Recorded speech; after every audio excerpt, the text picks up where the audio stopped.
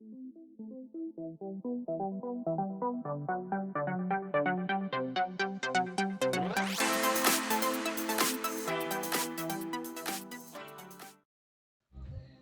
Mini enthusiasts, how are you doing? Welcome back to part 34 of the Project Kit build.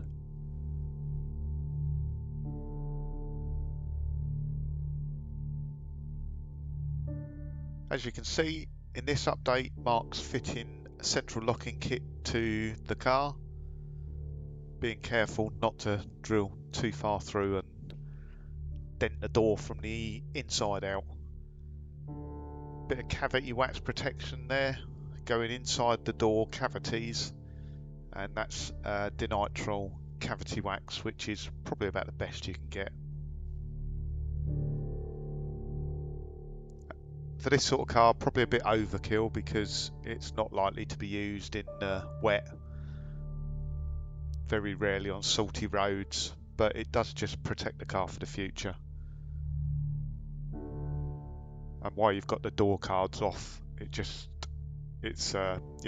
worthwhile doing.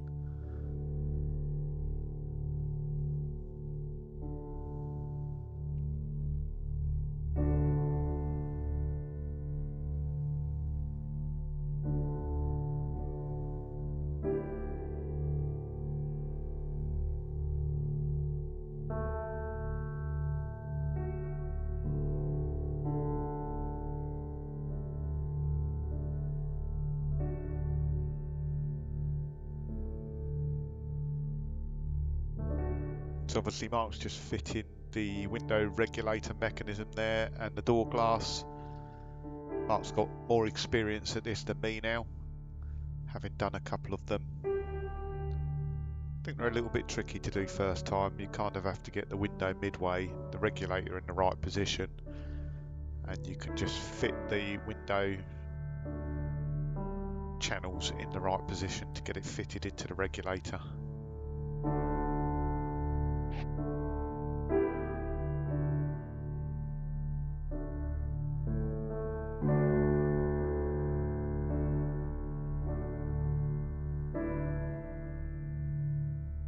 As mentioned previously, kit will be at London to Brighton 2019, which is the 19th of May. That's providing everything goes to plan. I'm sure it will do.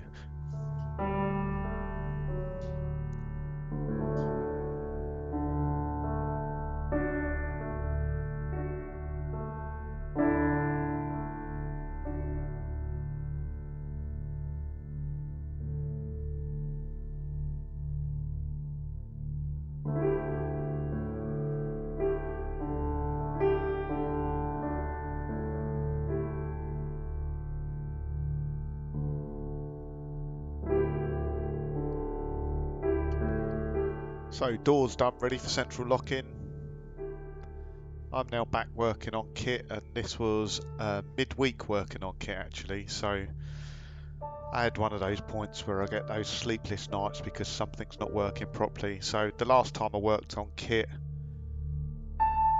we got the wiring loom installed, but it wouldn't crank. It was like the inhibitor wasn't working or wasn't wired properly, and literally about 10 minutes before I had to head back home, we found out it wouldn't crank. So I could make it crank manually by supplying power to the multifunction relay, but we couldn't get it to work on its own. So considering everything's pretty much brand new, it's always a bit of a worry that you've got something wrong or something's in the wrong place. And like I say, it was one of those points where I was having sleepless nights. I was going to bed thinking what could be wrong, thinking through wiring diagrams in my head, making sure I'd put everything in the right place.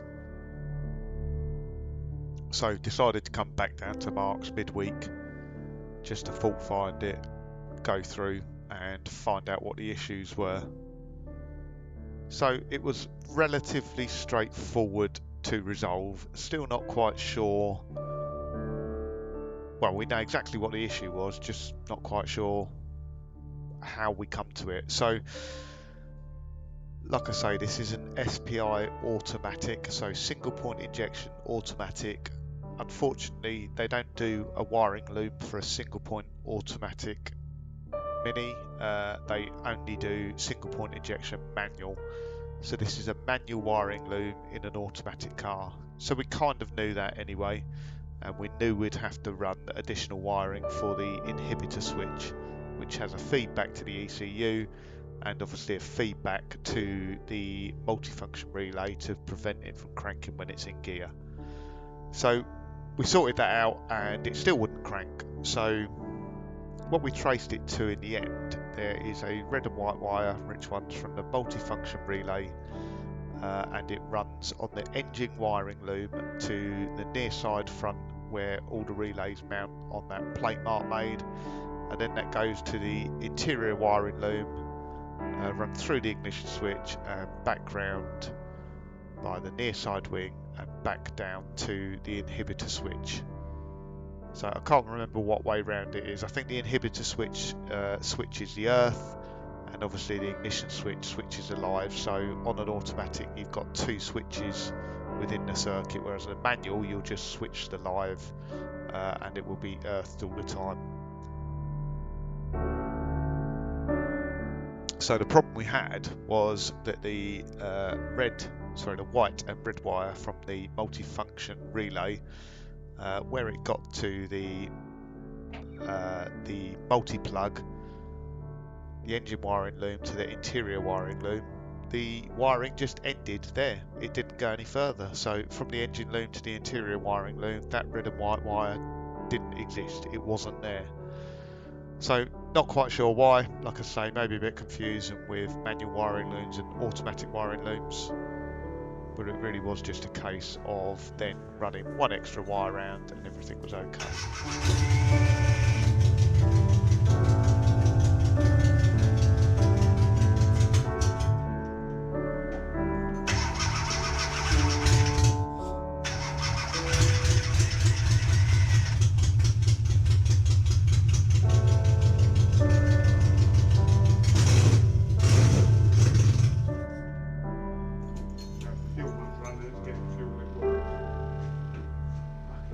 So as you can see, or might have heard there, we had the engine running periodically, very briefly, and we cheated a little bit, so it was just running on a bit of brake cleaner.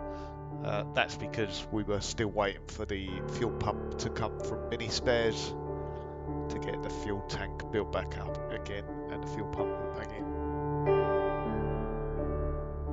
And at this stage, Mark is just running the wiring, one for the inhibitor switch wiring which was missing, and also for the iconic KITT light, so the pulsing red kind of heartbeat of KITT that goes along the front of the car.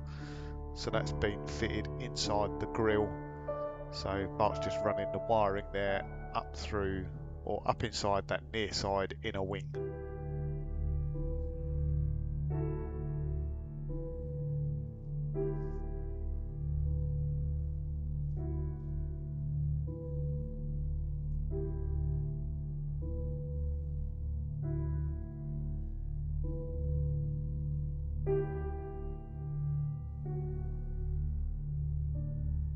The two minis you can see in the background in Mark's workshop there. So on the left, that's Bolt, Project Bolt. So one of the previous playlists, I'm sure you might have seen that before. If you haven't, go and check it out. So Bolt is a very quick track day car. Lap spans hatch in just under 1 minute, which is pretty fast. And just to the left of KITT, if you're looking from the rear, is Rufus. So Rufus is a very customised 1275 manual with a big stereo installed in it as well, and a Swift-Tune engine. And finally, just another quick start, this time with fuel.